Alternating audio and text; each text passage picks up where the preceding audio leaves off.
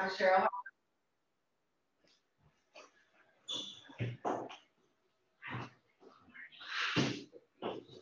Good morning. Thank you for joining us. All right, so to get us started this morning, we've got a couple on virtual. So for those on virtual, and I think Scott, you mentioned it's just Kat, is that right? Yep. So Kat, thank you for joining us virtually. Scott will be managing the chat. And so for today, as we go along, please put in answers or toss in questions as we go along. And then Scott, I'll just allow you to take the lead to offer those as we go along, okay? So to get us started this morning, I know that a few of you I do know and a few of you I don't know. So I would like to just get us started with some introductions, and then I'll introduce myself, and then we will dive right in. So for this morning, I do have the presentation, and I see we've got people brought notes stuff. If you didn't bring notes, do you need something to take notes, or? I have. Yeah. Perfect. Okay, sounds good. So feel free to take notes as we go along. I'll do some up here on the board, and then my goal today is to really empower and educate you guys to take some good action steps for when you leave here to leverage social media for your own businesses. And then at the end, we'll save some time for a Q&A, and we'll try to stay pretty punctual, so we'll get you guys out of here by or at 9 o'clock, okay? So to get us started, Scott, can you open us up for introductions? Just let everyone know like your name, your business, and let's just say what's like something you're looking forward to learning this morning. Sure. So I'm Scott DeVries with Mountain Prairie Ventures, and what I'm hoping to learn today is, I guess, getting more, feeling like the time that I've invested in social media is actually beneficial, and how to prove that it's beneficial. Because, I mean, right now I feel that it is, but I don't know that I could tell you why. Yep. Excellent. Great. Thank you for being here. Tabitha? I'm Tabitha, massage therapist. I'll be opening Boost Massage here next week. Yay! Super exciting. I'm so proud of you. This is a huge step in your career. You're becoming a like full-fledged businesswoman. I love it. I know, I sat and I thought about it last time. I was like, oh my gosh. So yeah, with social media, I don't know, I try not to compare myself with others. So I see some of my peers that are out there like constantly posting, doing things, and then there are some that are just like, I don't use social media. So I want to find kind of that good middle ground and see, like Scott was saying, like how to use it best and make sure that it's working for me too. Absolutely. Great. Thank you for being here. And just as a little like tag, you've picked a really great and supportive place and group to start your business. So you're already putting yourself up for success. So good job. Yeah, I don't know how it happens, but here we are. Things happen for a reason, right? And just bad things and good things, right? So just we celebrate the good and we go through the fire and bad and allow it to make us stronger, right? So yeah, that's awesome.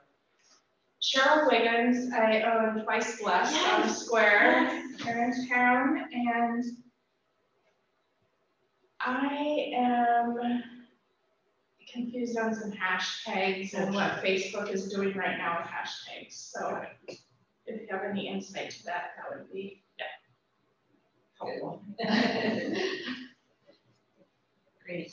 So thank you. I know you were on virtually last month, and so it's so good to put a name with a face. And I have to tell you, the sign that who's your stylist here? I can see your face. Lori has from your store in her suite. I love it. I asked her, so like, where did this sign come from? She's like, oh, that came from Cheryl's store. So I need to get over and see your stuff. I think you've got some really cute stuff in there. So that's awesome. Thank you for being here.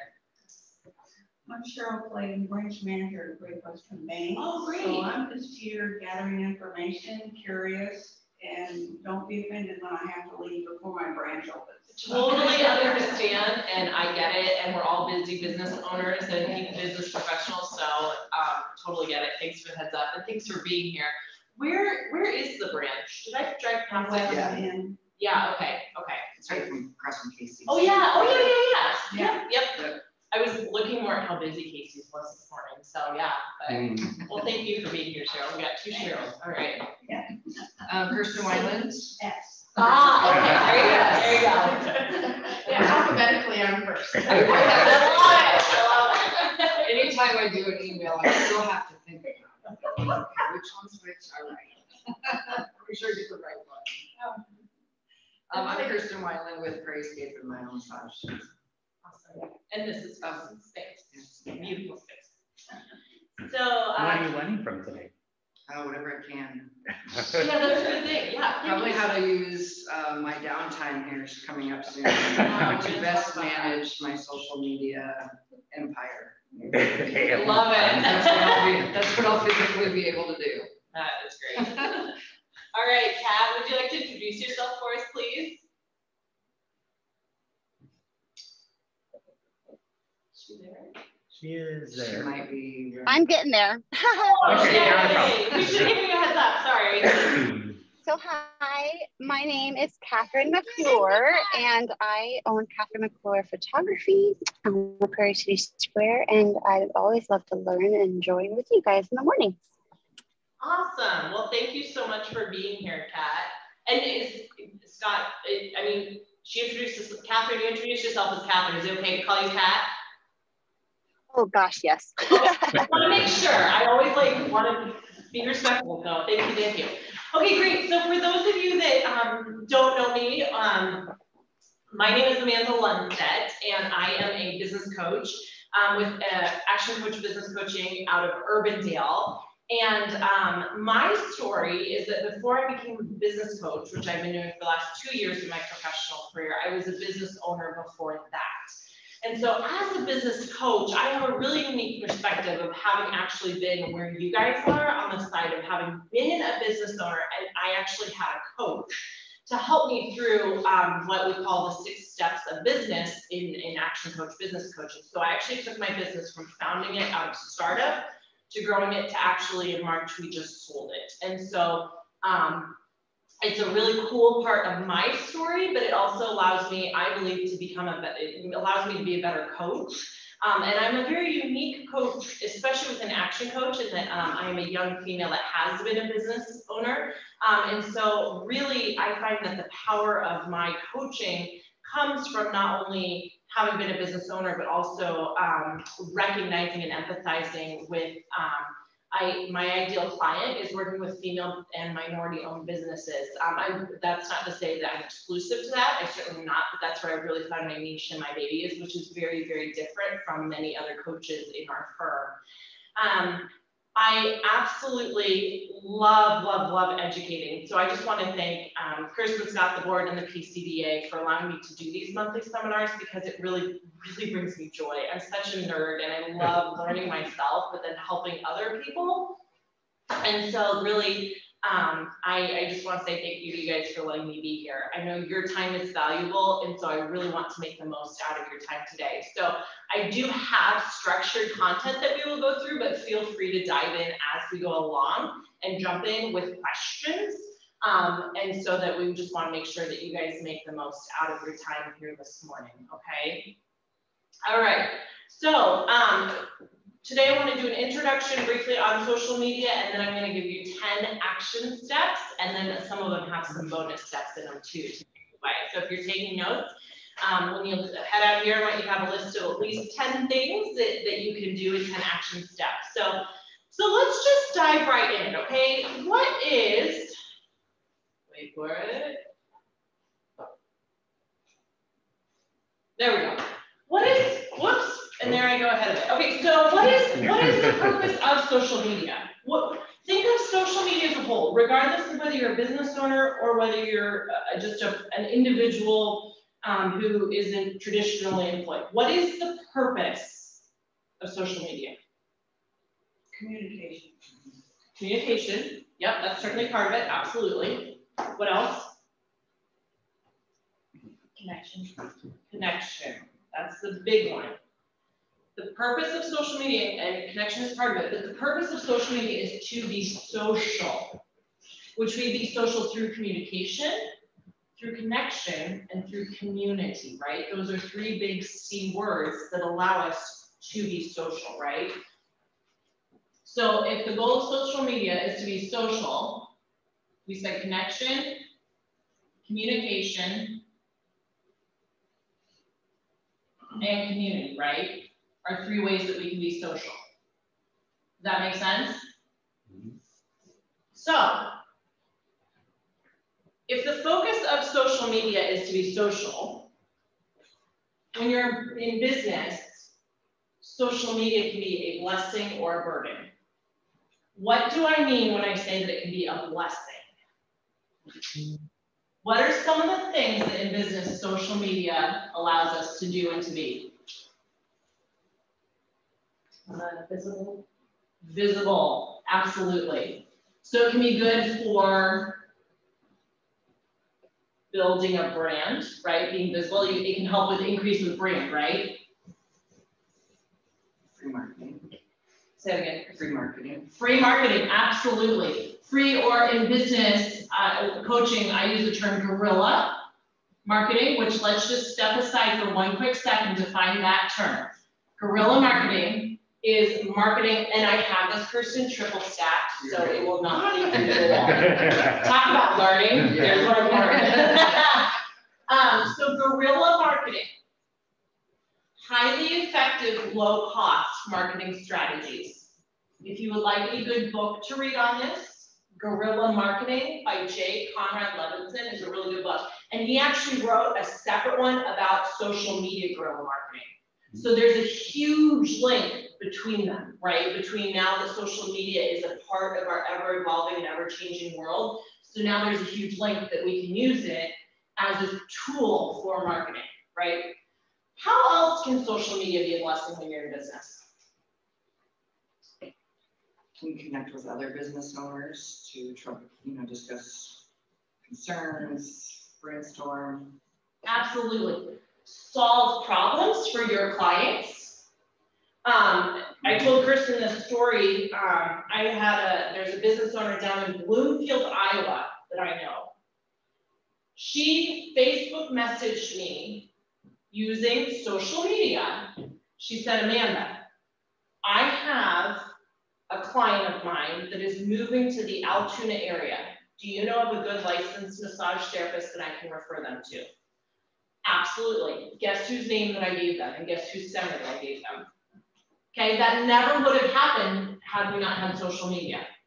That is how I built connection with this business owner in Bloomfield, okay? So we can use it for connection. We can use it to help our own clients, patients, customers, whatever, those are all the same thing, the people that our business serves, right? Another good way for social media is leveraging, using this connection.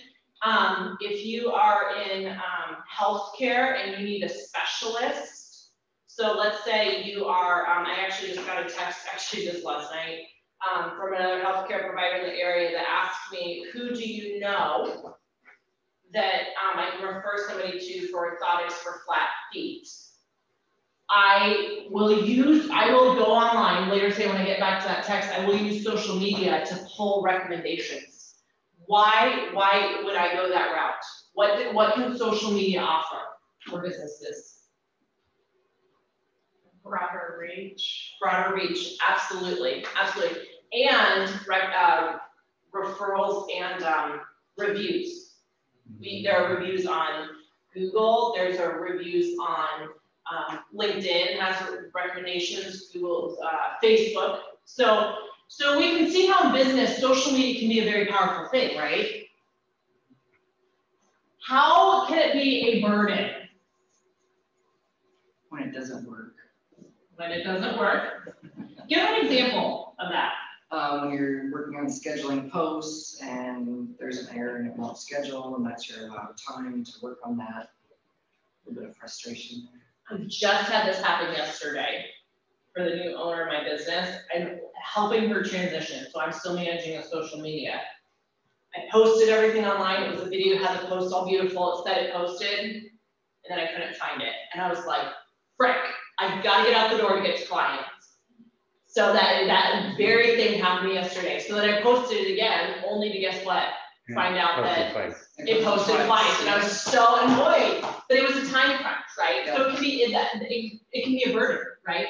How else can social media be a burden?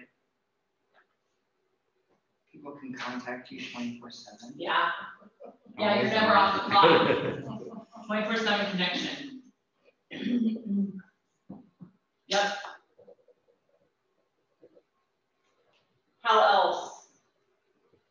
Think about if a customer or a client or somebody that comes into your business. We are all good business owners in this room, but we all have off days, or we all have things that sometimes things just go wrong. It's gonna happen. How can social media be a burden in that regard? Bad reviews. Bad reviews. Bad, and I would go so far as to say unfair reviews. Well, and conversely, I mean, you can, unfortunately, one of the backsides of social media is it's really easy to flame people. I mean, Yes. It's easy to burn them down. Yes. Yeah. That's a good word. That's a good way of putting it. Flame people, yeah. So you can see how social media, it's a double-edged sword, right? We got to take the good with the not good. So how do we as business owners leverage it, right? So for many business owners, another one of the burdens is it typically costs time and it costs money, okay? So, Scott, this kind of goes back to what you were saying of how do I know what I'm doing is working, right? So how is it, let's just talk about this briefly. How does it cost business owners time? You have to make the posts, try and be creative and try and get it out there and figure out there's a lot. Yeah. But knowing how it works. Yeah. Knowing what to post, knowing when to post, all of those things, right? So absolutely. Scott brought up a really, really good one. I'm putting my time into this, but how do I know if it's working? Right? Have we all been there? Like, how do I know what this is doing? Okay. How about, I've got a couple of them on here that are my personal ones. How about, think about it, like don't overthink it. Right. How often do we sit? I know I've been guilty of this when I was still in my clinic seeing patients. I would sit and have 5 minutes and there I would be on my phone when I probably could have knocked out 2 or 3 emails, maybe even more if they were quick emails, right? So these are the things that cost us time as business owners. Is scrolling on Facebook, is that effective or is that a distraction? Don't overthink it. Depends on what True. Okay, there's the devil's advocate, and I will give that to you. But on the whole, is it effective or is it a distraction? Distraction. Most of the time, there's a good progressive, I think it's a progressive commercial that talks about you go on to look on one thing and then pretty soon you're looking at your 5th grade classmates, like laid as a tattoo. Like, you know, that's what we get to time stop. Would you guys agree with that statement? Mm-hmm. That also goes to watching videos. How many times do you get in and watch a video and it's like the ones that I've been watching, and I'll confess this, like it's baby goat season. And so like I have all my friends that are farmers, they're like, look at our baby goats. And like 5 minutes later, I'm like, that like was cute, but it was not a valuable worth of my time. Does that make sense? Replying to friends' comments, and this one's dangerous because this gets into the flaming. How many times have you guys gotten on and you're commenting on stuff and it's not productive, right? And you sit there and you're like, great, that was great. And then that one is also then engaging in comments. Now, and we'll get into this here in a sec when we go through our 10 things. These two though, how can these be that blessing and not that burden? What do people post all the time on social media, especially on Facebook? Looking for recommendations. Yes. Yeah. So somebody will post, hey, I'm oh, my cousin over in Cedar Rapids just posted yesterday. Hey guys, I'm looking for a auto detailing company or business that's doing inside the car, not just the outside the car. Because of COVID, obviously things have changed a little bit. Okay, she must have had 15 comments on there just like that. Little old Cedar Rapids, Iowa. When I've posted on this quite a bit when I am in some Facebook groups, and I see they'll ask like, where's a good referral or provider, or physical therapist, or massage therapist, or acupuncturist. I'll throw up who I recommend on there all the time. So if you're using it in that regard, it can be good. But overwhelmingly, it falls into this category where it's a time waste. Is that a fair statement, friends? Okay. So then let's talk about how it can cost money. Social media can cost us money when we pay to boost a post. Has anyone here in the room done a post boosting? Okay. And it literally is an investment. You can't not pay Facebook to not boost your posts, right? Now, we'll talk about this here in a sec. We can measure the return on that. But from my experience as a coach, most businesses, I talk to them, especially new clients, when I get in and say, have you boosted on social media? And they're like, yes, but it just costs me money. Well, if you didn't measure it, how do you know what it did, right? That's usually the kicker. They haven't measured it. So running a Facebook ad, I wanted to separate this one out because it's like the square and the rectangle. Boosting a post are all Facebook ads, but not all Facebook ads are boosting a post. So has anyone here ever ran a Facebook ad for, or Instagram ad, or by that matter, for like to do an event, or trying to promote a website? There's like 10 of them on my, of course I can't think of them right now, it's early, but I teach a whole Facebook ads class just on that. There's like 10 or 12 different strategies that Facebook uses. Has anyone used any of them besides boosting a post? Is job? Yes. Job? Yes. Okay. Yeah. So that we did that today. Yep. Okay. Google Ads. Who here has ran Google Ads or used Google AdWords? Anyone done that? I'll give you a hint. It's not free. It costs money. Okay. And remember too, guys, that time equals money when you're a business owner. So all time wasting on social media is costing you money. Okay. Okay, so let's talk about social media doesn't have to cost. So let's talk about how to leverage social media. When I use the term leverage, what is leveraging? What does it mean to leverage something?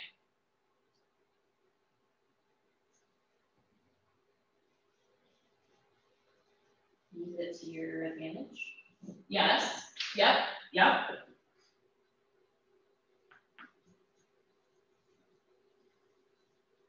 How else would you describe leveraging?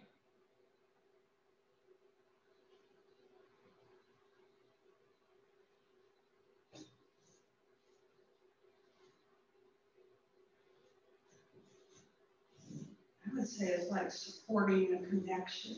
Mm-hmm. That's part of it, absolutely.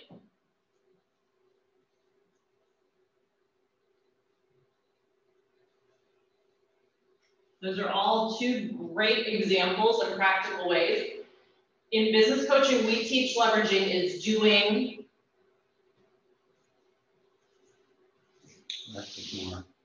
less with more. That is what leveraging is. So, if leveraging is doing less with more, what is leveraging in business as it applies to business?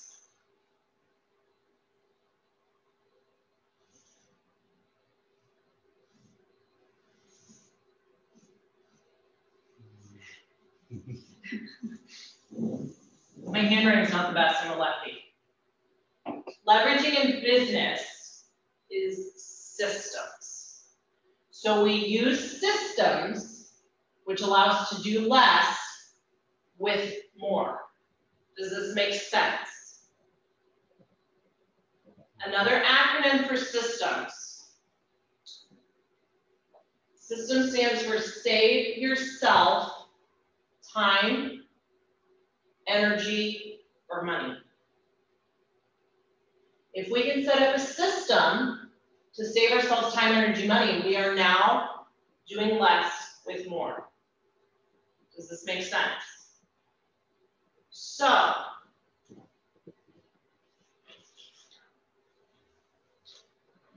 let's give some examples of this in business. As a coach, I teach that there's 4 main ways to leverage. We teach people and education, systems and technology, delivery and distribution, and testing and measuring. So every form of leveraging can go in business, can go into those 4 things. But let's just toss out some examples of some systems in business that you use to leverage. Kirsten, you got one back here in the back hall. Having your laundry on The site. washing machine, yeah. Yep. Having your laundry on site. No. Oh, sorry, back on the door. Having your laundry on site Yeah. so that you don't have to take it home. Wouldn't you say that that saves you time, Oh, yeah. energy? Oh, yes. Absolutely. It's not fun taking it home and bringing it back. What are other systems? Think about some systems that you guys use in your business. Like a combo check writing financial, like where you can input it, somebody else writes the check, mails the check, takes care of that process, Yes. but then also puts it back into a spreadsheet so that you're not re-entering double information. Yes, absolutely. So now you've leveraged somebody else, you've never leveraged another person, now you've leveraged technology to put a really good system in place. Absolutely. Tabitha, are you going to do online scheduling? That is a great system. Now you're leveraging your time, right? Yep. So, does leveraging make sense? So for what we're going to go through today, we're going to talk about how to leverage social media. How do we do less with more on using social media, okay? So, this is the meat and potatoes. I come from a farming background, my husband comes from a farming background. So here's where we're gonna get into the meat and potatoes of today, which is kind of funny because I don't really like meat and potatoes. So every time somebody says that, I'm like, that's great. Okay, so so we wanna go through 10 action steps today to leverage social media. Step number 1, know the different social media platforms and how they work. Now, 3 of them I put up there just as an example. So we've talked about the ones that I listed were LinkedIn, Facebook, and Instagram. For those of you in the room who may not be aware, little thing you can put on your notes for doing notes, Instagram is owned by Facebook. So it's like Google. Google loves Google. So Instagram loves Facebook. So there's a lot of things that you can leverage on both Instagram and Facebook. You can post to one and then automatically have it posted to the other, okay? However, if we're gonna leverage social media for our business, we need to know the different social media platforms and how they work. So let's review these quickly, and then I'm gonna give you guys some homework, okay, on your own. So LinkedIn, at a high level, what is LinkedIn? Business connections. Yep. Biz connections. Is LinkedIn more professional or personal? Professional. So because of that, who is going to be more active on LinkedIn?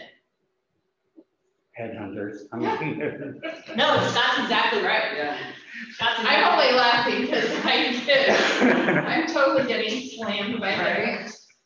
But for my IT skills, not for my Isn't that funny? twice plus. But they leverage it, right? They leverage it. That is actually Now that I'm no longer looking for a job in that. Now you're getting bombarded, yeah.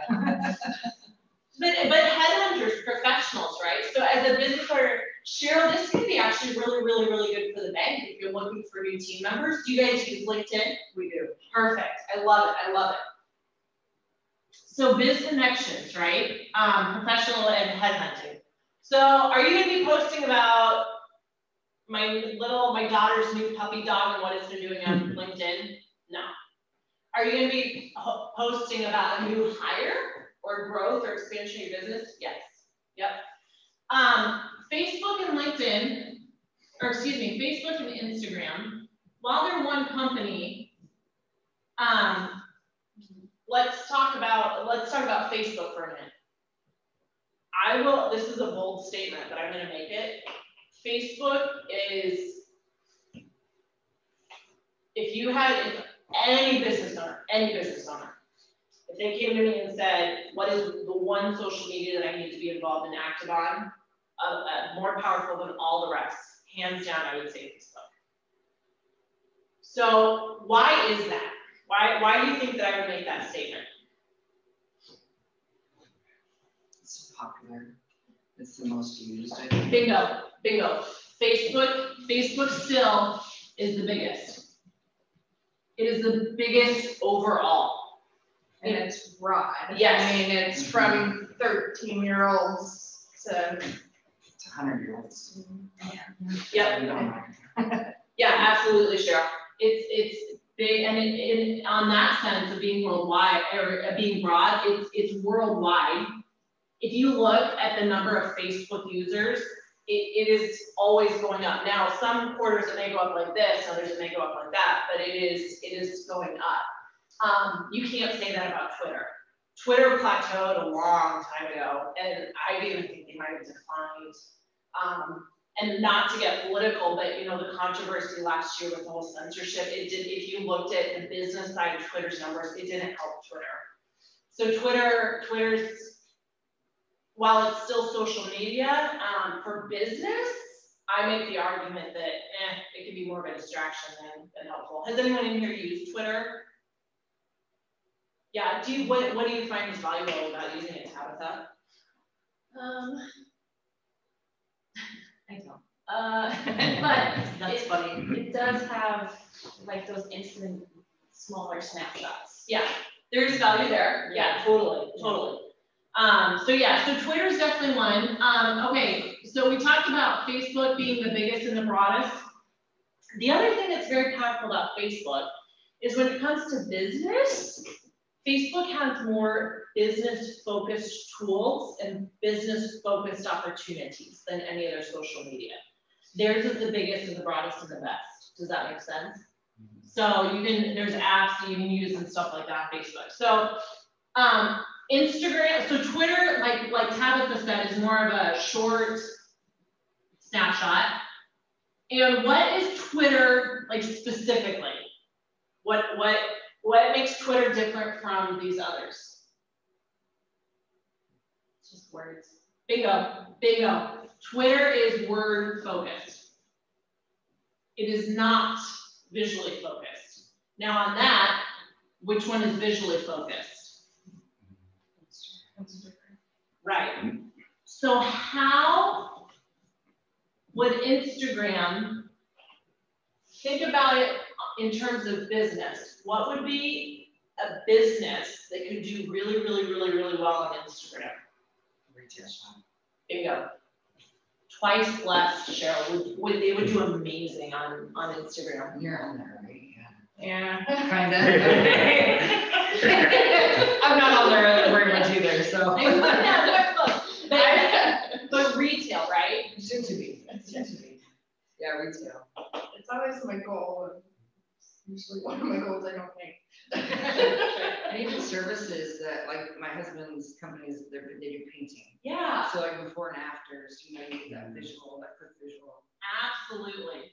Now, I know we have a couple of LMTs in the room.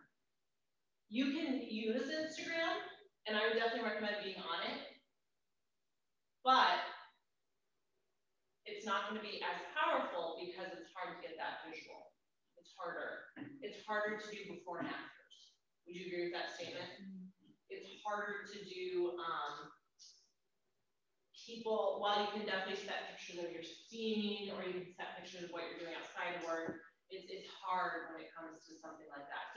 So where I'm going with this, don't overthink it, is for this action step, you need to understand how the different social media platforms work, but then know which ones work best for your business. And how you're going to do that is by understanding what they all do. Does this make sense? Just really quickly, let's toss out, what are some other social medias that are really popular right now? Just toss out the names. Snapchat. Yep. TikTok. What was another one, Scott? Did you name one? No. Oh, sorry. I think just The whole TikTok, the whole TikTok is like. It's a new social media. We'll talk about this in a sec, but there's one, and we'll get to it, I think it's like step 5 or 6. TikTok, there's something really powerful about TikTok. But the very first step in leveraging social media is to have an understanding of the different platforms. Now, is it necessary for your business to be on all of these platforms? Cheryl's right. No. Why is that? That's a whole value discussion. I mean, like, if Twitter's such a word focus and you're in twice less, there's no sense to be on Twitter because Exactly. you can't sell anything with words. You can, but it's going to be hard. Less likely. Says the linguist. Scott, I understand and I agree with what you're saying, but it's certainly going to be hard. Yeah. So you have to leverage your time. Does that make sense? We have to leverage. The thing is, and why is it necessary to be on all social media platforms? No, because your time, you're either going to pay somebody else to do it, which we'll talk about here in a sec about is that worth it or is it not. But then if you're going to put your own, if you don't pay somebody else, then you're putting your time into it. And time, friends, is the one resource that we cannot produce more of. There are only 24 hours in the day. Nobody can make 26. Now, how we use our time, that's another conversation for another seminar.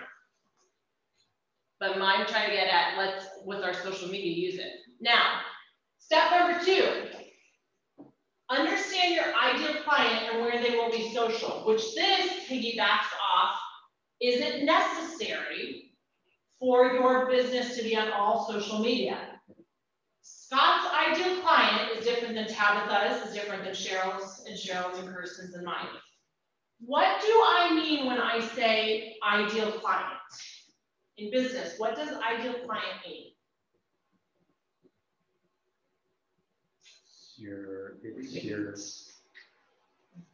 It's your target, your what is the word that they use all the time of Target base, target. No, like there's a Demographic.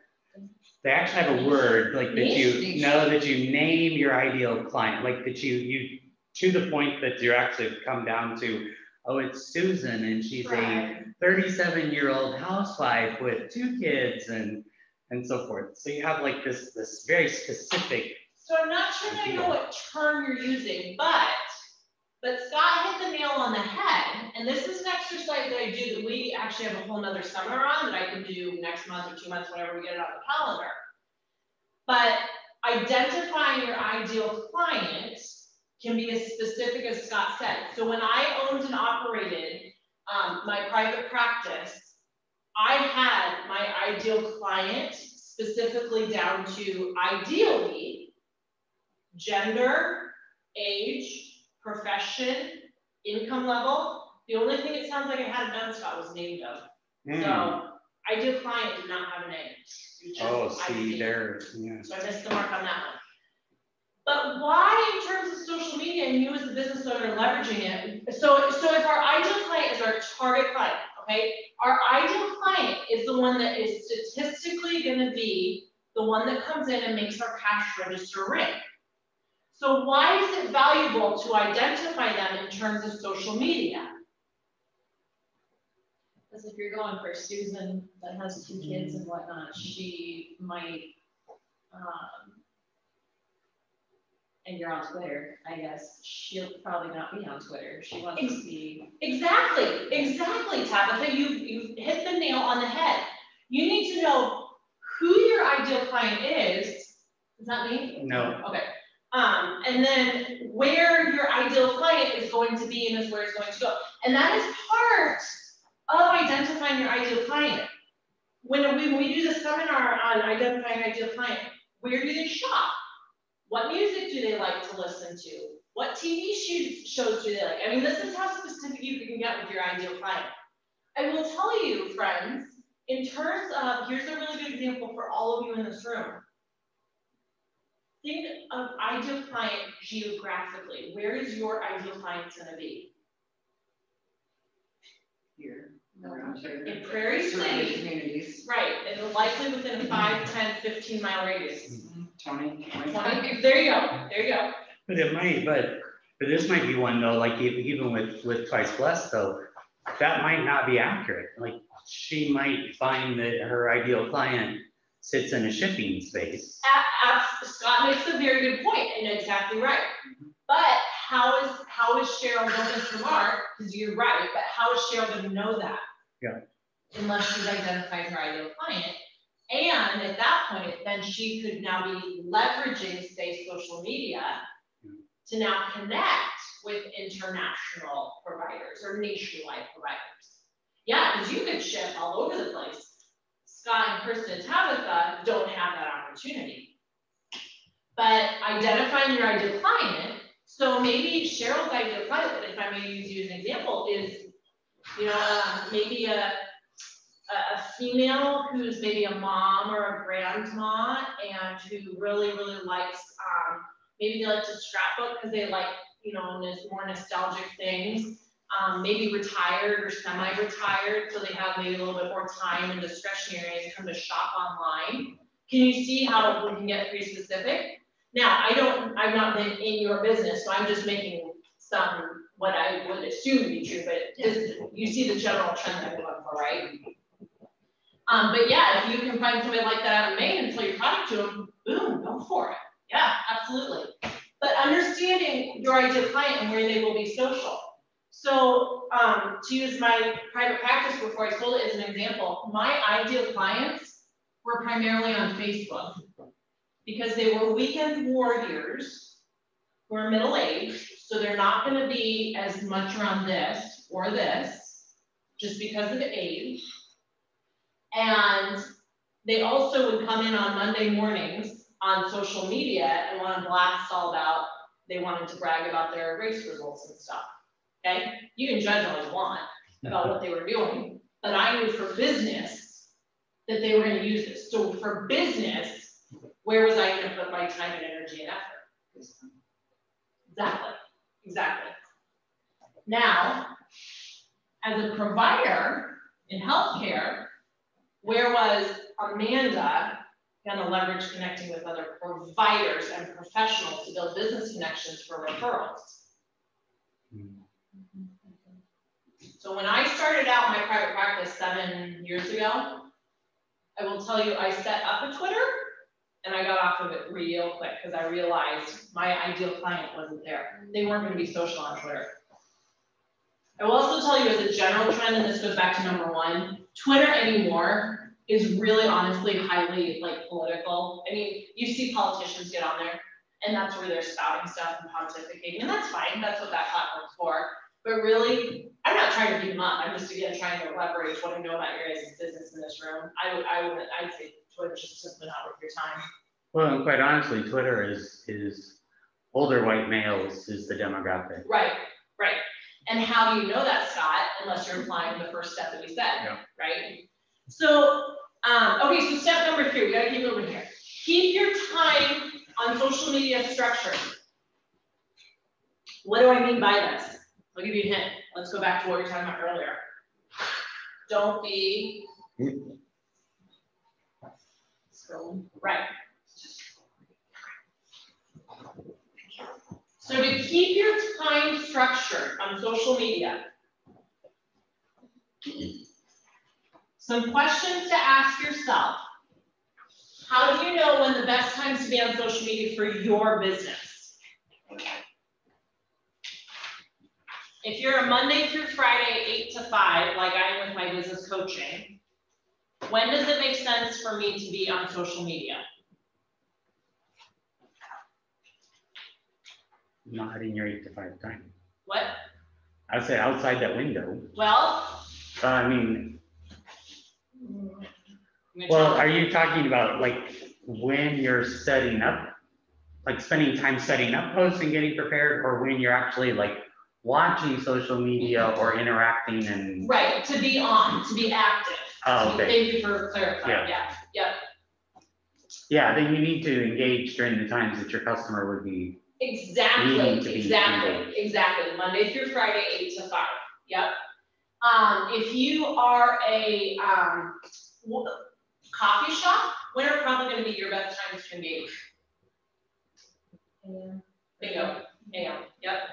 If you're a pizza joint, when's are gonna be your better times to engage? Sunday night football. It's not, but later in the evenings, right? Especially on weekends, right? So you need to know when the best times to be on social media for your business. And then also, what are some tactics that you can use to structure your own time so that you're not wasting your time on social media when you're on it? Schedule your posts. Yep, schedule posts. Let's talk about that one for a quick sec. Scheduling posts. How do you do that, Kirsten? Use the business suite app. Yep. For Facebook. And Instagram, yep. Yeah, does Instagram have that? It's one suite. You can connect your Instagram to it. Okay. Yep. And you can make it separate, but you do have, it's through Facebook. So you have to go to Facebook to access it, and then you can link your Instagram to it. Yep. What are some others to schedule? Just on your like calendar. Yep.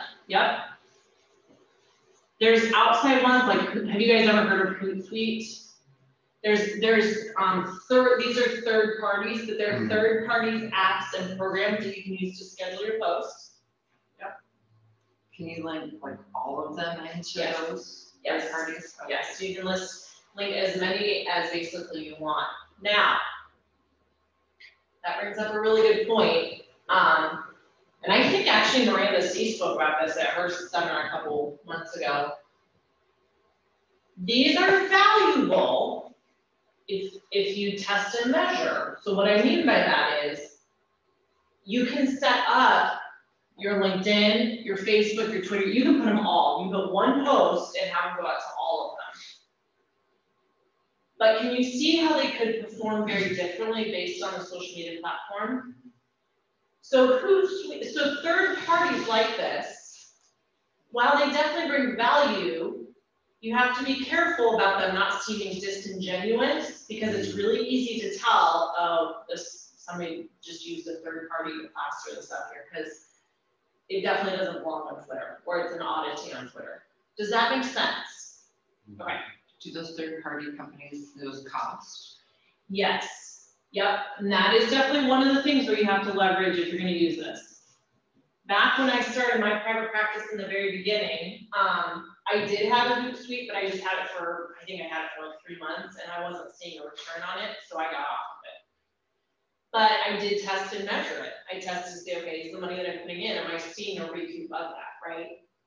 So typically what I advise my clients is to use like a biz suite, the biz suite through Facebook. But I also advise to use what I call a default calendar. My clients have seen this and know what this is. But this is simply a way to structure out, and I actually, if they feel like they need to, we put on there like social media time. So they're actually working on their social media as a business tactic for marketing. The other one that I like is, and you can just print this out online, this is just one I made years ago, so I just use it. But like, I'll fill in the month on here, and then I'll put, okay, like I'm posting on Facebook on these days, and I know that the Ironman is here, so I gotta post about Ironman on these days. I know that the Memorial Day is coming up, so I gotta post about Memorial Day. So I start with a calendar like this, and again, you can find these online, just a blank monthly sheet. But this allows me to keep my time structured, so I know it's a way of me scheduling out. Does that make sense? Now I both have the days, and then I also can put in the times in here. okay? The other thing in terms of structuring your time that I have found super helpful, and I'm sure that Android has one, but I actually put a timer on my apps on your iPhone. So that allows me, because I know that I'm guilty of wasting my time on social media. And so it allows me to, once my 30 minutes or whatever I'm done on that app for the day, it just blocks it. Does that make sense? Have any of you guys used that trick before? It's on, and like I said, I'm sure, I didn't ask my husband because he's an Android and I'm an Apple. You can do it on Android as well. Yeah, perfect. So it's under, if you go under settings, it's under screen time. And then it's under app limits. And you can set time limits. So you can toggle it on and toggle it off, and then you can pick which ones you want. You can also do one that's called downtime, schedule time away from the screen. So that actually locks your entire screen with the exception of certain apps. Like if you always want, you know, your email on, you can turn that on. But that's a really good way to leverage your time as a business owner, so you're not finding yourself wasting time. Okay, so number 4 with social media, make a plan. And this goes back to this scheduling the posts and using your time as part of this. But you need to make a social media plan. So set your goals, strategize your goals, and we'll talk about this, what this all means in just a sec, and then always be asking, what's my why? So, if we're always asking, what's my why? First thing I'm going to use you for an example. What is one of the reasons why you're on social media with your 2 businesses? To market and promote. Yep, market and promote. So if you're marketing, what is one thing that you could be marketing? Where are we right now? Your community room. Yep. So you would want to get more bookings for a community room. Is that a correct statement? Mm-hmm. So to use Kristen wanting to book the community room as an example, what's her why? We've really identified what she wants, what her goal is, but then we're going to break that down. So that's the why. That's the macro goal. The micro goal is, maybe she says, I want to get 1 new booking a month for a community room that produces me X number of dollars in income, whatever she runs through her report per day. So now she's got her goals defined as SMART goals. What do SMART goals mean? Specific, measurable, attainable, realistic, and time constraint. Yep. Time. Has a time. So her goal has been defined, and now she's going to strategize. So now maybe it is post to Facebook twice a week, featuring previous experiences at the community room. So maybe the first post of the week is pictures of something going on in here, a video of something going on here. Maybe the second post of the week is a testimonial of a recent individual or business that used the community room and what their experience was. Can you see how her breaking that down, it formulates a plan for how she's going to use her social media? I would say that of all 10, I mean, these are all 10 good steps. This is probably the one that most people just miss the mark on. They just blast to social media. They have no goals. They have no strategies. And they just know, social media is important. So I'll give them that much. But they don't, how do you expect to get an outcome on it if you haven't made a plan? If you haven't drawn your roadmap to get there? Does that make sense? So Tabitha, if I may use you for example, I would definitely, I think part of your homework from here should be making a plan for your social media. And don't overthink it. What's the one thing that you want out of social media right now? Clients. More bookings, new clients and bookings. You can leverage social media, absolutely. All you have to do is leverage a plan, make a plan to do that.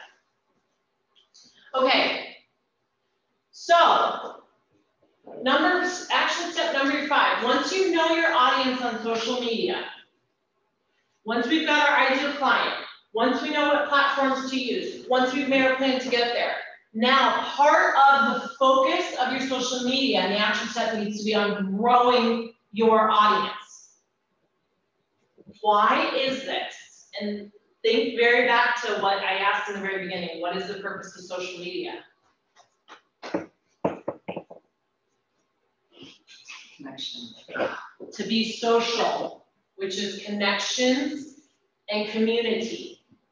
So who's going to have more connections and community? One with 100 people that they're involved with on their social media, or one with 5,000? So once you know your audience, you want to focus on growing your audience. How does one grow their audience on social media? Boost, because you can target your demographic with a boost. Absolutely, absolutely. Cheryl's 100% right. What are some other ways? Engaging. Engaging, yep. Think about connecting. How do you connect on social media? Sharing. Asking for friend requests and pursuing those things. Literally asking for that connection. In LinkedIn, it's called connection. Connect with. On Facebook, they call it friend requests, right? On business pages, you can request likes. Does that make sense? Mm-hmm. So you want to focus on growing your audience as much as possible. And as the business owner, and we'll talk about this in another step here in a second, it starts with you. So yes, everybody was right in the answers that they gave, but think of it as a high level. You just want to connect with as many people as you possibly can with your business and with your personal LinkedIn on connections. So I had a meeting this last week with a company out in West Des Moines that does social media and they're digital. That's their focus. So their customers and my customers can overlap very heavily. Before that meeting, once I knew who I was meeting it with, guess what was one of the first things that I did? I went to LinkedIn and connected with them. Yep. Then guess what I did? Say stalking. Stalking. Yeah. Well, that's what I mean. It is, it's spot on, yeah. Check That's it it. out. Oh, yeah. Yeah. She was exactly right. You know, I understand, it's funny because it has negative connotation, but in terms of social media business owner, absolutely you need to have 100%. I wanted to know the people that I was meeting with, and by connecting with them on LinkedIn, now not all of them connected with me before I took that meeting or before we went into that meeting, but several of them did. So guess what that allowed me to know or to do? Connect with them more. Mm-hmm. So, and one of them, incidentally enough, there were two that I met with. One of them said, "Oh, I saw on your LinkedIn that you're a triathlete." I said, "Well, yeah, that's definitely one of the things I enjoy doing." We had a great connection from that. How did it start? Make sense? Two LinkedIn stalkers, that's how it started. There you go, Scott. Snarky. Okay, step number 6. You're gonna think as we get through these. Connect with influencers. So if we're focusing on growing our audience, you absolutely 100% to leverage your social media, want to connect with influencers. Now, what are social media influencers? This is actually a really fun term that wasn't around 20 years ago. And now it's a business. Popular people. Yes, Cheryl hit it. They're like, But because they're popular, what? they have connections, they have communication lines set up, Yes. they These are followers, likes. yes. These are people that have worked to grow their own influence, right? Influencers have large audience or followers, right? And because of that, when they talk, people listen. When they make recommendations, people follow. People go to those places, right? So influencers are people that are active on social media, that have leveraged social media, And now several of them are actually selling the product for the businesses. So businesses use them as a marketing strategy. There's one up in Des Moines that's called Des Moines Hummingbirds.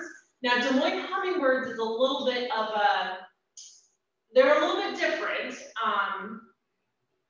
in that they allow anyone to be a social media influencer, which kind of, I don't know, makes it a little bit less valuable. True social media influencers. So where I'm going with that is if you're Des Moines Hummingbirds, and they're a great business, but if you have 2 followers, you can be an influencer. Well, that's not really what a true influencer is. Does that make sense? A true influencer is one that has like 5,000 followers. One of the most famous ones that I know of is Shawn Johnson East. Do you guys know who that is? Mhm. She won the gold medal at the Olympics back in Beijing in 2008. This is how she actually makes her living now down in Nashville. Her husband works, I'm not exactly sure what he does, but her social media is so strong that she is now selling for, I mean, she's selling for so many products. Every time I love following her on social media, and she's got wine, she's got stuff for her dog, she's got food products coming to her house, like food prep companies. I mean, when she has her baby, she does stuff for that, you know. These are people that have people, when they talk to business now, some of you guys might say, well, I don't know any gold medalists. That's not the point. You all know somebody on social media that you see on social media all the freaking time, and that they're active on there. So why not get your business connected with them? Make sense? I have a client who's an esthetician up in the metro, and she wanted to use influencers to grow her business. And I said, great. She looked into Des Moines Hummingbirds, and just for what she wanted to do, it wasn't the best fit, but she did look into it. So she decided to create her own. She created her own influencer program. So she made a plan, found influencers, incorporated that as a part of her marketing strategy, and guess what? Her bookings went up. Because when people came into her to get their lashes done, or to get their makeup done, or to get their waxing done, or whatever, they would post on social media before and after pics, and when they talked, people, exactly. A fun thing about social media influencers, and using Shawn Johnson's example, there are people that do this full time. They're normal people like you and I, meaning they're not gold medalists like Shawn, and they have leveraged this so much that companies are now coming to them to have them sell. So for you, as small business owners in this room, think about who you can have be an influencer for you. Okay, step number 7. Pay attention to trends. We've all heard the term, what's trending, right? Or that's trending. Bernie. Exactly! That was my example of recent trends, Bernie. And Kirsten, you did this like great. Like you have to act like it. We were on it, yep. It was hysterical. Oh my word. Yes, Cheryl, bingo. Bernie and mittens, right? What are some others? I think the TikTok would be considered a trend. Yes. Yes. I mean, it's a platform, but I think it's also just. TikTok is 100% Yeah. trending. 100%. Honestly, a lot of the influencers that are up and coming right now are on TikTok. Yep. And it's, pardon my language, shit. Like, have you noticed that? Like, you're like, I just wasted like right now watching this. But hey, people respond to it. Isn't it funny? It's so funny. Let's see, what are some others? I'm just Googling because my mind's, what are some other trends?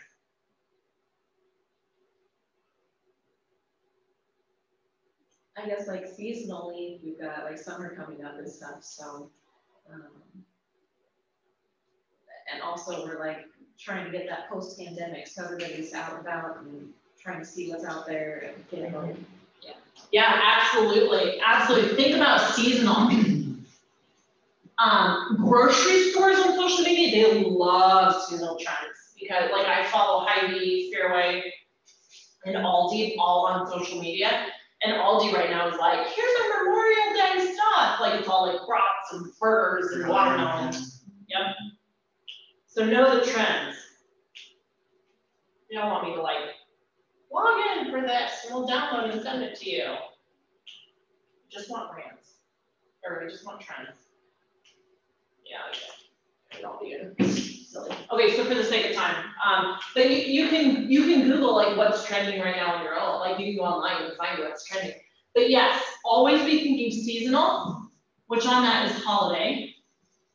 But absolutely, I mean, when COVID was like in full force, one thing that I was seeing a lot of business owners do was, hey, we're staying open for you. We're protecting you by doing these things, but we're staying open. Businesses that were forced to close.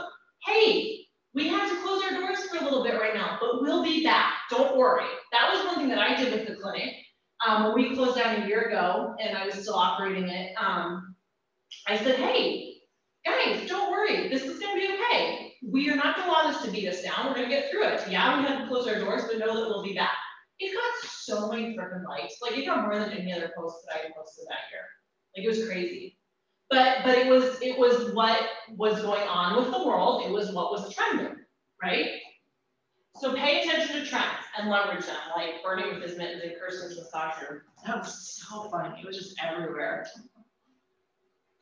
Okay, number 8. Quality over quantity every single time. I cannot stress this enough. Clients all the time ask me, should I be posting every day? No, you should not, because now you're focusing on the quantity. Now you're focusing on just getting stuff out there. You want to focus on quality. Less is more. On my business pages, I typically post anywhere from 1 to 3 times a week. You're gonna find what works for you by testing and measuring, but focus on quality. Focus on quality. This is a little bit of a teeter-totter because you also don't want to only be posting once a year, right? You do need to be posting regularly. Does that make sense? But don't be posting every single day. Don't be posting multiple times a day. Facebook algorithm knows that they recognize that as, okay, now they're just putting stuff out here. It's going to push it lower on their algorithm. And then that way, you're even going to get fewer likes just because of that. Does that make sense? So quality over quantity every single time. Number 9, test and measure. I want to take just a few minutes to talk about this one because Scott, this goes back to what you were mentioning, you're asking. We wanted to learn. How do we know if social media is working? You have to track the metrics. If you cannot track the metrics, I would make the argument, don't make it worth your time. Or don't waste your time on social media. In order to make it worth your time, you have to track how it's doing. So how do we track the metrics? There are several ways.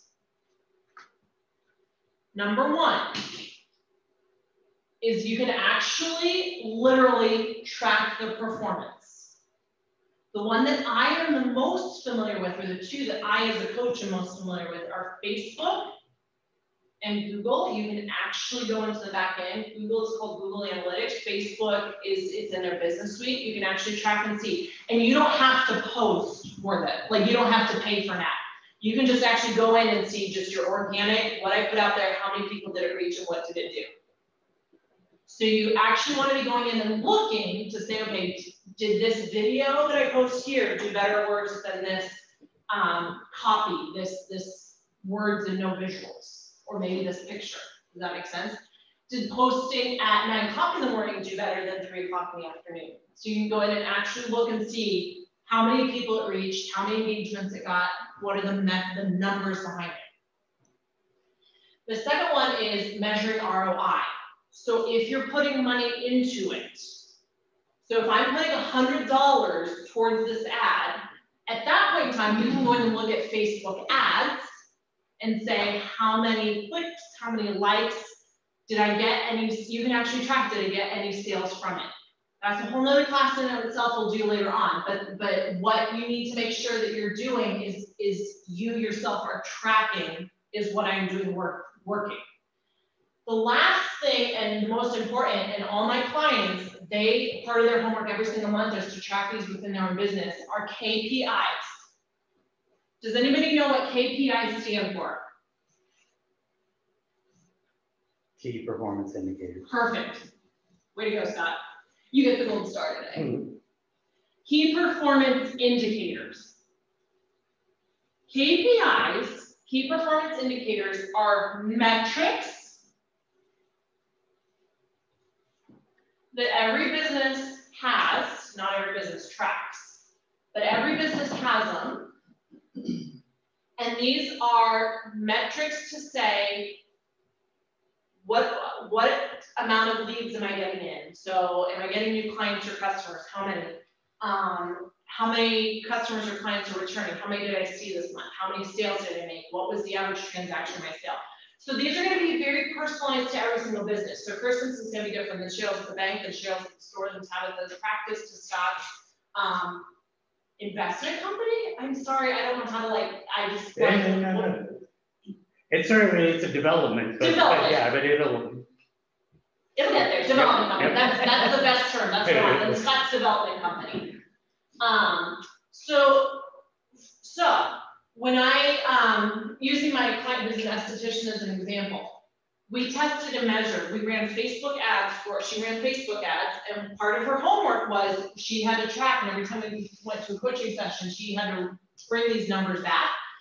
But what was the ultimate end game? Was to track her KPIs and she was getting more bookings. So if we could see that the Facebook ad, if she spent $50 on the ad, she invested $50, but if we got a return of 2 new clients and an average transaction of 100 or 115 every time a client came in, 200, 230 bucks, was that worth the 50 that she put in? How would we have known unless we tracked it? So tracking, testing, and measuring, okay? But how would she know, so just to sort of play the devil's advocate Sure. there, how would you determine that those 2 weren't like guerrilla growth? Yeah. Where they were word of mouth and your $50 actually didn't spur those 2. It was you having mentioned to another client of, oh, hey, I've got some free space or something. So Scott brings up a really great point, and for her specific example, it was, she actually ran a special. A call to action. Yes, a call to action. So that was her specific example. However, I advise all of my clients, we track new clients coming in if they're trying to grow the business. So all my clients, when they take a new client or customer or whatever, one of their homework pieces is, how did you find us? They will typically tell you if they found you on Facebook. At worst, they will say, I can't remember, maybe on Facebook. So we put that in the Facebook column. People don't always remember. Yeah. Now, but Scott brings up another really good point. Scott, if a business put in 50, 100 bucks on Facebook ads, they got 5 new clients that month, they maybe aren't sure, maybe they can't prove that those 5 came from Facebook. What do we know? We know money was spent on Facebook, and we know we got new clients. Yep. So even though we can't always prove the connection, if we know that there's a return on investment for what we are doing for marketing is working, then let's keep doing it. So I hear what you're saying, but you see where I come from, the next step. Yeah, and I could see, so I guess if it was just more the question of, oh, so I spent 50 bucks and got 2 customers this month. So I spend 50 bucks next month and don't get the same 2 customers. Now it's like, oh, well, then what happened the first month that made it successful and the second month didn't? Right. And how do we know unless we're tracking that? Right. So we have to apply these to those things because, like me with Hootsuite, I could track, okay, this month, I wanted to give it at least 90 days. This month it didn't do it, but then the next month it didn't do it, and then the next month. So maybe if it worked this month, but not the next, let's give it the third, let's test and measure. Maybe we just had an off month. Yeah. And we see that with businesses, especially last year with COVID, everything's so seasonal. So we'll find that sometimes their marketing will do this on the strategy, and then they'll do this or dip. But it's like the stock market. We want to look at the longer term. Does that help answer your question? Yep. Okay, number 10. Remember to keep the focus on your business and being social.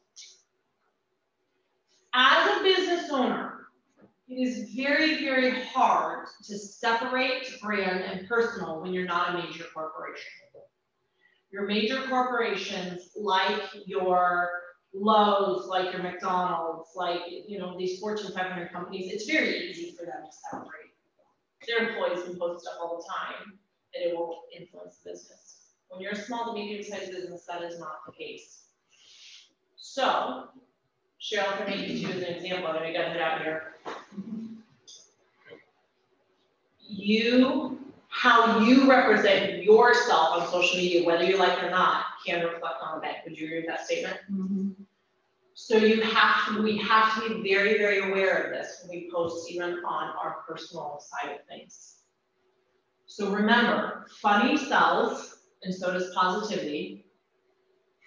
I advise to all my clients to avoid political, to avoid negativity, to avoid swearing, to avoid hubris, pride, etc. Clients all the time ask me, well, I feel very strongly about a political thing. Should I post, should I not post? I stand by what I say. I typically advise them to avoid because people don't come to you for your political ideology. They come to you for a product or service you provide. Now, that being said, if you feel very strongly about something and you want to post it, I tell my clients, post it, but be aware that that decision may have consequences. And so if you are willing to accept those consequences, then post it. What I don't want to deal with my clients is, I dealt with a negative customer that felt this way about the last selection, and I felt this way. I'm like, why did you get yourself into that mess? Does that make sense? We have policies or even measures, you can be fired. Yes, and you can. And Cheryl brings up a really, really good point. If you have employees, when I had my clinic and had associates, I told them when in their agreement for employment what they could and not post, in the sense that I told them to avoid political. If you have somehow posted something and you bring your employer's name into it, you'll probably be fired. Yeah. Unfortunately, I'm a millennial, but the generation behind me, they whine and cry about this. And I'm like, there needs to be consequences to action, but you know, how you present yourself on social media when you're employed by somebody else reflects on that employer. And you know, it is what it is. So the best ways to do it is either to get off of social media as the employee, or or don't join that company. As long as you're transparent with the rules when they sign up, which you are. So that's not why I got off. No, but yeah, no. I get what you're saying, but my dad used to be a high school educator, and he had students all the time that would come in and they'd be like, oh, my boss told me to go, or oh, they found something on social media, so they didn't want to hire me because of it, and they'd be mad. My husband would be like, or not my husband, my dad. My dad would be like, well, why did you put that up on social media? Why didn't you at least like to leave that? I mean, it's very commonsensical. If you want to leave it up and be blatant about it, say underage drinking or something like that, know that it has consequences. Or even the content of your email. Absolutely. Absolutely. Okay, so that took longer than I thought. Sorry guys, that was good. I mean, take good care. It was very nice to meet you. Thank you. But I can stick around. I know we need to wrap up at 9, so we need to get out of here. But does anybody have any questions about what we talked about this morning?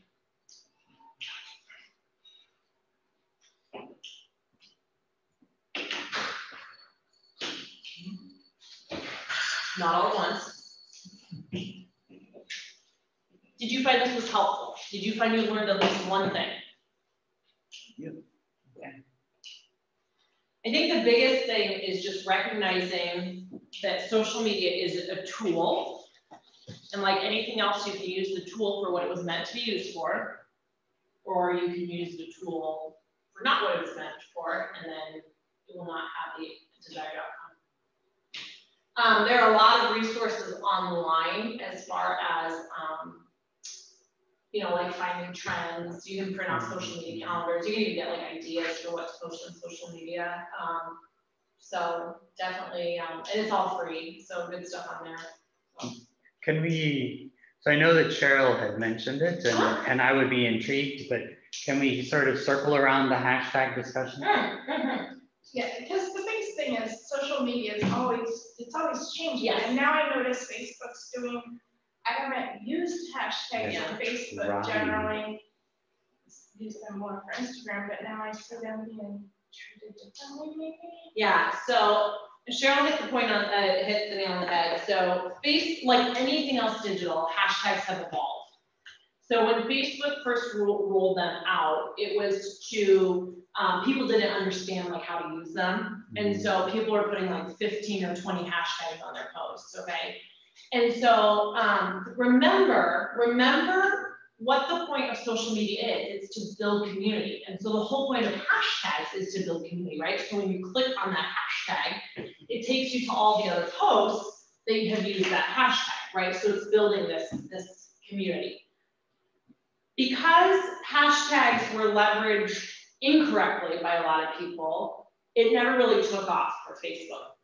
Kind of like Google, what was Google's program that was to compete with Facebook that never took off? You know what I'm talking about. Yeah. You know, it was what the ultimate outcome of it was not what was designed. And so people still use them, but it's definitely become less of a thing. So they're more valuable on Instagram because when you click on it, you can see all of the pictures. Right, but I think Facebook is starting something to use them similar. Okay, it's possible. I have not seen or read up. I try to stay up as much on that. I've not read, I know I just got an email just yesterday on Facebook Business Insights, but I've not seen, I don't know. I'd have to be a little bit more. Seems like I've noticed more people using them, and that when I click on them, they behave differently than they used to. Yeah. Because before you couldn't click on them. But I think that some of that might be, so I would be intrigued though, just to see, like especially the one with multiple hashtags on Facebook. Those to me seem like they posted it to Instagram and it transferred over. Usually that's what's happened. Yeah. Because I do know, like from a Facebook, most of the time where I see hashtags, to be effective in Facebook, I feel like you need 1 or 2 hashtags. Has to be much more targeted. Whereas Instagram, it is the more hashtags you can get, the more reach potentially you have. In my experience. Yeah. No, I would generally agree with that statement. Yeah. So yeah, I'd have to do a little bit more digging on this as far as the specifics. The thing that I would say in general level and kind of bring it back to the purposes of today, I mean, I would not get too caught up into it. What's going to be more important is your posted quality, your pictures, your copy. I mean, honestly, I've personally gone away from hashtags and I've not noticed anything bad about that, you know, on my business stuff. They have been pushing a lot about community on Facebook just because they have their different groups, and maybe that's where those hashtags are coming in. That could be too. It's just because they're like, join this group, there's a group for everybody. Right. And like, Yeah, it's weird even seeing what's on TV. Yes. Commercials. And I would say, you know, from what I've read and seen, that Facebook is definitely moving that direction as a whole, regardless of what's going on with the hashtag. And there is great value there. You know, a lot of my clients have started their own private Facebook groups. I've thought about it. The challenge of it is you just have to monitor those. If you get one bad apple in it, boy, it really upsets the cart. So, but that would be something that you could do for your customers. Like you could do like a private Facebook page or a group Yeah. VIP customers. Yeah, Like first, you're seeing it first or whatever. yeah, I was pulling up Kat's Facebook page, and she commented on here. oh, yeah, Um, Yeah, she's an I do that at the same Instagram. time, post to Instagram and then repost to Facebook, not perfect, but streamlined. So, yeah, she posts on Instagram and then everything just kind of filters over. So but she's a hashtagger and a half. I mean, my goodness, it's like 30 on each post. yeah, and perhaps she's found that works really, really well for her. I think you have to find the ones that Right. fit your group. Right. Not just Yeah, she's, I make mean, one up. a lot of them are the same. Right, So And then then- she's got that continuity in each post. and remember, her business is highly visual, it literally is visual, right? So it's very, very flexible that for her business, she's just found that has worked really, really, really well. As a whole, I would say, typically the majority of businesses and personal posts, if you have 15 or 30 hashtags, I definitely would steer away from that. From what I've read and heard, people can get a little bit like, it's nothing but hashtags, like, so. I like less text. Oh, yeah. I feel like people read. Yeah, And so I feel like if there's a lot of text, which hashtags to me are just more text. right, they're more. I don't read them. Yeah. And I've noticed that there's a growing trend of like you do just the posts and then you'll see, oh, there's a comment, and you'll go in the comment and it's that person posting all the hashtags in the comments instead of the. Yeah, that goes back to quantity over quality over quantity. So I think if you have a smaller, more high quality post or copy or video, that's gonna do you better than just trying to slap up something and 45 hashtags. So. But I think but I kind of feel the hashtags to me is where you connect with the influencer or where you have the potential to ride on an influencer. Yes. Now, if you're an influencer, Scott brings up a very valid point. Influencers do leverage them, but they typically have just a few. Yeah. And that's part of their value to the table, but that's the influencer coming to the business or the business approaching the influencer. The hashtags come with the influencer. Yeah. As a business owner, I still stand by my position. Yeah, I think that, the only way that I would see, in most cases where I've seen hashtags are where you're trying to drive the back to the community discussion, I guess, is like you're trying to hashtag a bunch of posts together so that if somebody goes into the hashtag, you could see all of them at once. Right. A really good example of this, one of my friends up in Des Moines who's a female entrepreneur, she has basset hounds, and every time she posts on Instagram, or at least she used to, she would always put up like baskets of Instagram, like their groups like that, and that's a hashtag. And then when you click on it, and like my husband always likes greyhounds in it because we love greyhounds. And so like he'll put up like, there's like a hashtag greyhounds of Instagram, or if greyhounds of Insta or something. And you click on that, and now you've got this beautiful community of like all of these dogs and their owners. So that's a good example of where the hashtag builds the community. Or like when people do that for weddings and stuff too, it's like, that way they can find all that pictures. Right, so I was just at a luncheon, I don't know, 2 weeks ago tomorrow.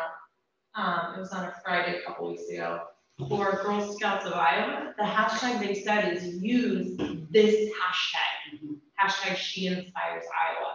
So when you clicked on that, you saw this beautiful community of everybody that was there. So it created that community by that one, but again, that was one hashtag, right? That was the one that they used. And so there was, I think with hashtag, and I guess this kind of goes back to what I was saying earlier, this is a better way of putting it. You want to make sure that it's quality and building community versus just slapping up hashtags to put them up. And so now you just have many of them that when you click on it, it's like 2 posts. Yeah. So that just popped in my head. I do a lot of workshops. Yeah. DIY. Yeah. Build it, paint it here type thing. If I had a hashtag that when those people post Yes. their friends. Yes. Like Twice Blessed Art. Or Exactly, something like that. exactly. Maybe in Prairie City or something, and then it would bring. You click on that, and then all of your. Then someone can see. Yes. All the things. Oh, that's brilliant. That's brilliant, Cheryl. Yeah. I'm Twice Blessed, or like, just have something specific for your. Yeah, so if you took a class at my place, post your picture, use this hashtag, and then that gives everybody. Right. Because you don't, unless you're friends with them, you don't. You don't see You that. don't Right, ever see, right. but if they post it that way, then people could find, Absolutely. oh, yeah, this person made this, I Right. might make that. Because I know that, yeah, even, well, and even if they didn't get anything, so this is one, like even, I know there's a coffee shop in Bondurant that they have a hashtag like on the cash register. So what they're wanting to do is anytime you're in this space, if like you take a picture of food or you take a picture of like the cool surroundings or whatever, they're trying to encourage you to hashtag it, but it's more from if somebody were to come in or somebody were to see that post that you're getting customers based on other people's posts, but then they click on the hashtag and see, oh, wow. So I saw this one cup of coffee on my friend's page, but I clicked on this other stuff and now I see food and cinnamon rolls or Java the squirrel outside their front door. You know, it's all kinds of crazy stuff. And Scott brings up a really good point though that I wanted to make. That if you do this hashtag, remember that having the hashtag is not valuable unless you drive people to use the hashtag. So you have to create a call to action, right? You have to create this call to say, okay, like this, use it, right? So, so letting them know, so putting like, you know, in, maybe it's in their directions when they come in for the class, you know, like, okay, like this is the hashtag I want you guys to use, or please use this. People will want to support business. People want to use them. Or even if I can text it or message it to them after the class. Totally. As a follow-up, Totally. hope you enjoyed your class. Absolutely. You share your work on social media. Absolutely. This. But it's like anything else with marketing, right? And that just helps me get them to share. Yes. And get it back to the, back. And then using it too every time you post. Right, yes. So you get that continuity of every single Just time. be sure to do your research on what you want to use for your Right. hashtag. in case Yeah, someone else exactly. has already- Yeah. You do want to find one that's unique, not be like, Unique or not X-rated, so. Scott, yeah, unique and not X-rated. Yes, Scott, very valuable point. Yeah. So, You don't want to be. Unless that's what you're marketing. I don't know. If something gets hashtagged with that, I don't have a way to take that down. I don't own that hashtag, or Right. anything, so, yeah, you need to. That's true, you don't have a way to police that, do you? So, No. So Hmm. you do kind of want to think about what it is. yeah. Thank you, Amanda. yeah, thank you Thanks guys. for coming in. I It's hope, early. I thank you guys for your time this morning. I think I've been talking too much this week because my voice, and I think with the whole like The weather weather change, is, it's like, I woke up with just a little bit of congestion. Yeah. I'm like, I feel fine, it's just annoying. I think everybody. So, yeah, so then next month, I'm not sure yet. Do you guys have any insight as far as like what you would like to see presented on or like to learn more about? I've got a whole bunch of stuff in my arsenal, so I'm super flexible to bring what and present and facilitate whatever you guys want to learn more about. Otherwise, I can just make a decision on something good. Can we dive a little deeper into the social media stuff? Yeah, absolutely. I think that's kind of intrigued us all. Yeah, totally. So maybe Yes. a few specific platforms. Yes, And like maybe a little bit more like on Facebook every Sunday. I would say maybe Facebook and Instagram Yeah. to start us off and just Yeah. kind of Let's do dive it. into Yeah. that. And look more, I go into like occasionally into the performance area. Yeah. The analytics, So like, What that means, what do you want to look for? What do you? we can dive more into that. Yeah, because that point alone is good. Like, there's so much in there on that. So, Yeah, so I'll figure out how to title that, and that'll be really, really Okay. easy. Yeah, It's like the SEOs. yes. Search engine Yep. optimization. Yep, we can talk about that. Yep. So yeah, let's start with. I'll figure out how to structure it. Remember that these are monthly, so we might set SEO for another one. But That could be our next, maybe our next right, one. right, yeah. So yeah, I'll figure out, and then I'll just coordinate with you. Is that okay? Just send me the info. Okay, that sounds fine. Yeah, send me the info. Okay. That's stuff I can still. So go into Google My Business if you haven't yet, go set that up. I love that. We can do a whole. We I got tried to refer a customer who had called my store to another business in the area. And then I just gave them the name and the city, and she called me back and said, well, are they on Facebook? And I said, yeah, you can't find them. Yeah, I can't even on Google, like, I can't even find their business. And I looked and they're not, I mean, they don't have a business page for Facebook, they have group. Who's that? They don't have, they didn't have a Google My Business, so it kind of, when you came up on Google, it didn't even have the right address, it had like their previous address. I mean, to me, if you do Google My Business, that gets you so. Oh, yeah. But that's where, so between the Google My Business and even Facebook, so this is one, as we were talking here, it appears that Facebook is turning more into the validity. So rather than Googling somebody, people will go to Facebook first to see if your business is even real or Existence. if it's like sketchy, if you're not on Facebook, well then oh my, this is like a fly by the seat of their pants type of business, and do I really want to go there type of thing. That's where the mom and pops are. Well, and that's what I find, if you take a look here in Prairie City, There's a website too. half of our businesses don't have any internet presence at all. Oh, yeah. Good to see you.